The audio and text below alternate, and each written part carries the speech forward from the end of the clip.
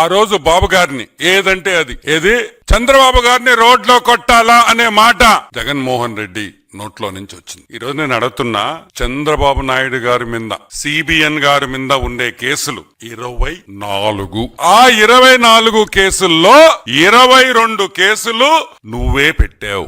నువ్వో మీ తండ్రి గారు ఎవరో మీరిద్దరే పెట్టారు. దాంట్లో 2 కేసులు మామూలు కేసులు, మిగతా అన్ని కావాలని పెట్టిన కేసులు అనే విషయం నీకు బాగా తెలుసు. ఏంది 22 కేసులు?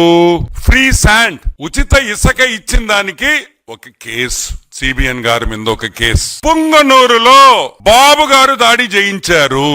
బాబు గారు పోయి పుంగనూరుకు పోయి హెలికాప్టర్ లో పోయి ఆడ దాడి చేయించారు, అదొక కేసు. పబ్లిక్ మీటింగ్ లో జనాల్ని ఇబ్బంది పెట్టాడు, అదొక కేసు. ఒక పబ్లిక్ మీటింగ్ లో ఒక సభలో లౌడ్ స్పీకర్లు వాడారు, అది ఒక కేసు. తిక్క చాదస్తం కాకపోతే అసలు ఈ కేసులా? కరోనా మీద అవగాహన చేసిన దానికి సోషల్ మీడియాలో ఒక కేసు. ఇన్ని కేసులు పెట్టి బాబు గారి మీద దొంగ కేసులు పెట్టి ఎవరితో పోలుస్తాడు?